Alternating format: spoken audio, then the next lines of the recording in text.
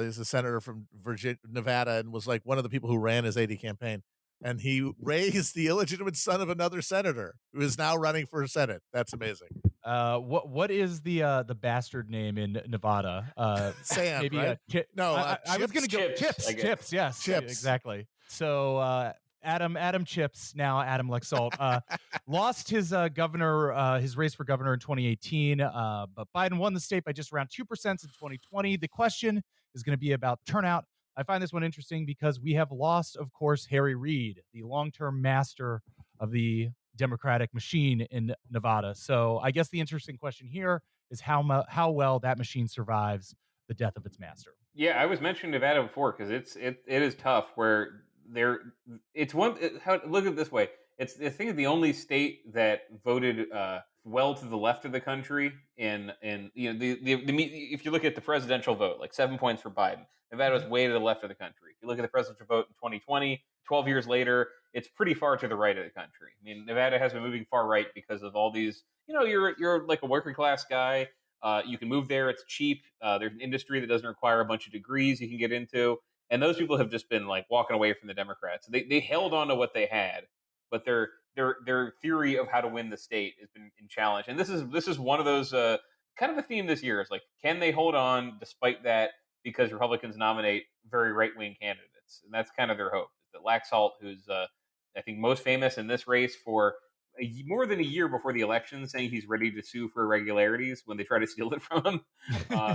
Uh, he's also got a primary challenger who's a veteran whose face was disfigured in combat and has raised a ton of money based on that. But probably going to be the nominee. And it's really like it's kind of like every vote's going to go the same, going to go down, or none of them are. If Democrats screw out of their tailspin in Nevada, they should be fine. But that's when I remember sitting down the governor in Nevada a couple months ago, and he was one of the most open about how, yeah, Joe Biden's not really popular. Also, he's pretty old. Like, that's not a state where they're counting on Biden to pull him out. They're like, we got to do something else here. All right, well, let's move on quickly to get the rest of these in. Back to Wisconsin, America's Dairyland. Got to touch on this just because we have, of course, the preeminent Wisconsinite political thinker on the pod, Matt Christman. Senator Ron Johnson is up for re-election in a state Biden barely won. Biden's approval is now underwater there, as with everywhere else. And on the Dem side, we're looking at Lieutenant Governor Mandela Barnes and Alex Lasry, who is the son of the Milwaukee Bucks owner. So, a good old hometown He dynasty. seems to me like a mirror image of the Missouri Queen of Love and Beauty. Yes, where it's just the failed child of a wealthy family who feels kind of guilty about it and decides to just jump into the political field because they're going to help. They're going to help out, and aren't they adorable doing so? And as I mentioned up top, with that news piece about the school board elections in Wisconsin, maybe the GOP strategy is not as strong as it looks here. What do we think? Does Wisconsin stay just barely blue, or is Ron Johnson back in this year? He's the favorite. Like Matt knows more Wisconsin than I do, but I mean, not at this point, I really don't. But I've that guy. Oof. Honestly, I like him less than Joseph McCarthy in terms of like historic Wisconsin senators, just because Joe McCarthy he had a feral glint in his eye. He was like going for something.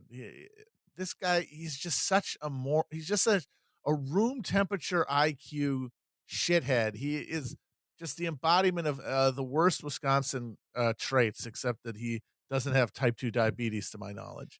And the fact that he beat like my childhood favorite senator, Russ Feingold, and has been holding his seat ever since, and the fact that he's just going to stay there forever, it's very disheartening.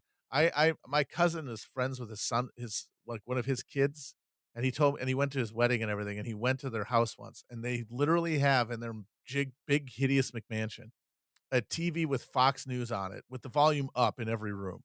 That's wild. I just can't imagine hearing the parallax stereo of walking from room to room, just hearing it fade out and immediately fade back in.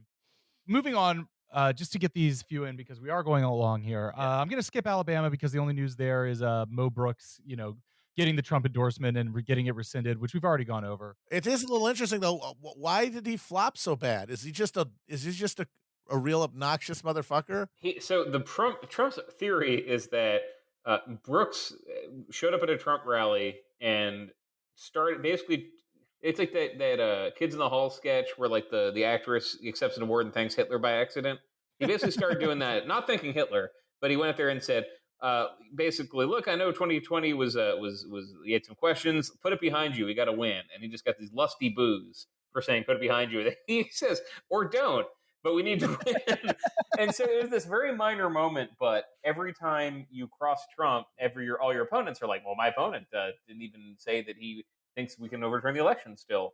And that kind of chipped away, but it's mostly he's not good at raising money. He's a classic kind of Freedom Caucus Tea Party congressman who just votes against spending at all times, doesn't have a lot of friends, and he He's just a had dumbass. Like that's the yeah thing. Like the ones of these guys who succeed are the ones who are have an authentic American stupidity to them to appeal to voters, but also are to an extent playing a part. Mhm. Knowing what works and moving towards it and playing that up. Guys like Brooks, and I honestly think Sarah Palin's in this bucket too, We'll are get to her in a just second. dumb. They're just stupid and like they're there because circumstances allowed them to be, but any attempt to like grasp the brass ring and do anything beyond like the first level of difficulty, getting out of like tutorial mode, they just can't hack it. They can't do the things you need to do. And then even a Trump endorsement isn't enough. And then he has to take it back from you because you're just a sticky little baby and you can't do it. Yeah, that's kind of what happened. And you had the senator who's retiring, Richard Shelby, really liked his former chief of staff, Katie Britt, who just like anyway. It's not that hard, honestly. I mean, I haven't done it, but it's not that hard to say to be a former moderate Republican or mainstream, whatever that means, Republican, because mainstream is not MAGA, and then just say I'm MAGA now. And so she's run ads about immigration, all that, and then you had one of the guys, the Black Hawk Down fighters, if you remember Yes, that Mark real Duran. thing and the movie. Mike Durant got in uh, and just has a bunch of money. So you're watching Brooks kind of suck wind as two people with a lot of money and charisma, uh, you know, gained, and Trump just said, "Yeah, enough with this guy." Let's move on to Arizona, the last Senate contest that we're going to highlight here. Astronaut Mark Kelly is up. Biden's approval rating obviously plummeting as it is as everywhere, but Kelly is seen as more of a moderate, more palatable to the Arizonans, and certainly probably drafting a bit from being the normal one, standing next to Kirsten Sinema.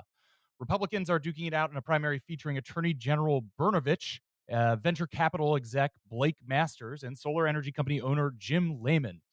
Like most other GOP primaries, all three of these guys are now in a race to jack off Trump the hardest, including Brnovich, notably flip flopping, first denying election fraud and now saying there are, quote, questions about the election. Do we think Kelly has a chance to hold on in Arizona? Of all the Democrats we mentioned, probably the best chance because Blake Masters is another very online guy, but he doesn't have Ron Howard making a movie about his life. He just is one of these Peter Thiel acolytes who went to work for him and made a lot of money, and just does video ads where he really, I mean, conservative operatives love him. I mean, he just says what they think, which is like, oh, the country's being run by psychopaths. This transgender stuff's out of control, but it's not really. He doesn't really have a normative message. It's just that I'm saying the conservative things, and then Brnovich not raising any money. Masters also not raised much money. So look, Democrats dropped a lot of races in 20 where they had a ton of money. I mean, what's his name? Jimmy Harrison. They let him lead the party after this. But this is one where Kelly is probably going to keep trying to distinguish what he does from Biden and take advantage of opponents being kind of weak. So I think he has the fundamentals to do way better than other Democrats, and despite how red Arizona can be. Like either random Peter Thiel guy or mediocre Attorney General. Like guys like that can win, but it's more of a mismatch in some of these other places. Well, let's move on in the last few minutes we have to some fun ones. Alaska, the last frontier. Notable story here. Sarah Palin is back in the news, running for the state representative position. I believe there's only one state Yeah, rep just out the of one. Alaska. R.I.P. Don Young. Is this notable, or is Palin still a sideshow? It's notable. I need to stop myself because the Arizona ballot system is new and complicated. But basically, there's one big primary ballot with every candidate. The top four candidates go to a November ballot, and then when voters get that ballot in November, they rank them 1 to 4 until somebody has 50%. So it's incredibly complicated. The idea is like, well, this is a big state. We have a lot of independents, third parties actually do pretty good there. We're going to make it open it up so that maybe somebody can crack through. Actually, not. This usually ends up locking the two parties in place, but whatever. She's going to run that system, and any Republican, even as unpopular as she has been in Alaska, pretty good chance in that system. But I'd say like generic Republican Steve would probably be 100% sure thing bet to win, and she's got. People didn't like that she just quit to become a celebrity like 10 minutes after after the presidential election. Like that really did eat away at people in a way that everyone forgot it outside, as they call the rest of America. But in Alaska, it was like, yeah, that lady who quit went on Fox a lot.